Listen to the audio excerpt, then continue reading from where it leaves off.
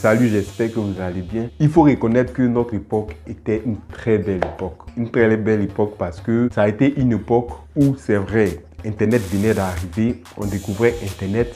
Aussi, on n'était pas trop pris par les smartphones parce que tout ça venait d'entrer. Lorsqu'on avait besoin d'aller sur Internet, on allait au cybercafé. Je ne sais pas si cette jeunesse aujourd'hui connaît les cybercafés. On prenait des heures de connexion et puis on passait du temps à échanger. Et il y a une chose qui est intéressante et que je dis tous les jours, c'est que à l'époque même le busy existait, mais ce n'était pas reconnu. Les gens n'en parlaient pas. C'était pas de façon officielle. Mais moi, je dis que ça existait parce qu'on a connu cela. Pour ceux qui sont des années 80, je sais qu'ils vont savoir de quoi je parle. Vous vous rappelez de cette époque-là où existaient les sites comme 1, 2, 3 Love. Je sais que vous commencez à me voir venir.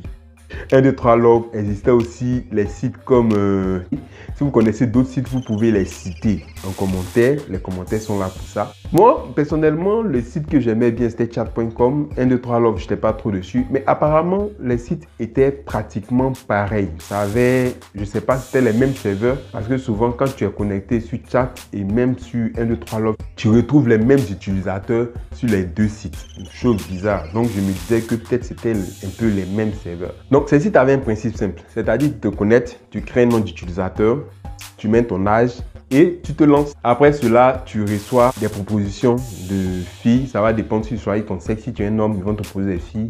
Si tu es une femme, on te propose des hommes. Et tu envoies des messages à toutes les filles que tu vois. Elles te répondent et tout. Et vous chattez. C'était un peu ça le but des sites. Donc vous chattez, vous apprenez à vous connaître, vous causez et tout ça. Et après, vous pouvez changer vos contacts parce qu'à l'époque, comme je le disais, il n'y avait pas Facebook, il n'y avait pas WhatsApp, il n'y avait pas tous ces trucs-là pour échanger. C'était, si je me rappelle bien, c'était juste, comment on appelle ça, il y avait une application bleue comme ça là. Dites-moi en commentaire si vous vous rappelez, moi je ne me souviens plus. Si ça revient, je leur le dis. Et ce qui se passait, c'est que lorsque tu finis de causer à la petite et qu'elle te donne son numéro, vous allez essayer de vous voir. Voilà. Donc, comme vous allez essayer de vous voir, vous allez vous croiser. Le plus souvent, on allait se rencontrer. Les rendez-vous se donnaient devant les pharmacies ou un carrefour. Mais le plus souvent, sont les pharmacies parce que les pharmacies sont les plus faciles à retrouver. Donc, peut-être que tu arriveras, tu vas dire, ah, on se retrouve à la pharmacie la 2. Tout le monde connaît la pharmacie la 2. Et vous vous donnez une heure de rencontre. Vous vous dites peut-être à 16h, 17h, vous avez vos contacts, vous vous appelez. Et lorsque l'heure arrive, tu vas t'asseoir. Tu te mets un peu loin de la pharmacie parce que ce qu'il faut savoir, c'est que tu n'as pas jusque-là vu à quoi ressemble la petite. La petite aussi n'a pas vu à quoi tu ressembles. C'était vraiment un jeu d'hasard. Donc souvent, tu vas venir te retrouver face à une petite très moche. Ou tu te retrouves devant une petite qui est très belle, innocente, jolie, ou ça dépend d'un gars moche, d'un gars beau, d'un gars moyen moche. Donc ça dépend du type de personne que vous allez rencontrer. De toutes les façons, la beauté est facultative. Donc tu vas partir, tu causes la petite et tout.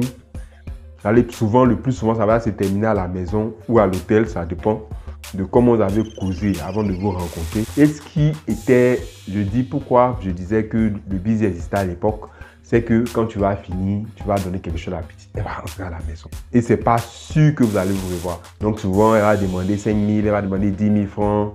Ça va dépendre d'où elle vient. Si c'est une fille de Yopougon, on sait combien elle va demander. Si c'est une fille de Cocody, chacun a ses problèmes. D'autres aussi le font juste par plaisir. Donc c'est pour dire que le phénomène de busy existe en Côte d'Ivoire depuis les années 2000, avant l'avènement de Facebook. Facebook est venu, sinon Facebook, WhatsApp est venu, on va dire, faciliter, sinon, oui, est venu ouvrir la promotion de cette chose-là. Sinon, ça existait depuis longtemps. C'est juste le nom qui n'était pas encore officiel, mais maintenant, elles ont trouvé le nom busy. C'est pour cela qu'elles se disent que ce n'est pas de la prostitution, parce que c'est un truc qui se faisait bien avant l'avènement de Facebook, de WhatsApp et de tout ça. Ce qui est venu vraiment changer les choses sont les sites comme Lokento Et l'autre site là que je ne maîtrise pas trop le nom, mais je pense que j'en parle dans cette vidéo là. Vous pouvez regarder, jeter un coup d'œil rapidement et faire aussi votre avis. Donc c'est un peu ça. Vraiment, c'était une belle époque. Ça n'a rien à voir avec l'époque aujourd'hui où les jeunes sont pressés. Nos petits frères, nos petites soeurs sont pressés. Même nos enfants sont pressés. Tu vois aujourd'hui des enfants de 13, 14 ans qui sont enceintes, qui se retrouvent dans les hôpitaux. Les gens sont trop tournés vers la sexualité. Il faudrait qu'on apprenne à cette nouvelle génération-là à passer moins de temps devant le téléphone.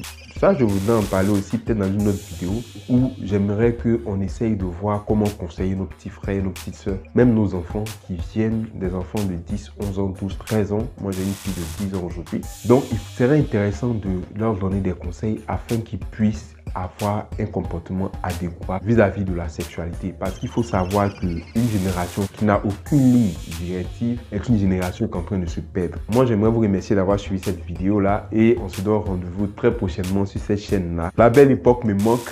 Malheureusement, on ne peut pas retourner dans le passé. Nous sommes obligés d'avancer, essayer de nous adapter aux nouvelles réalités que nous offrent les réseaux sociaux. C'est vrai que ce n'est pas aussi intéressant que la belle époque, mais on fait avec. Et rendez-vous prochainement pour une autre vidéo. Encore, big up à vous.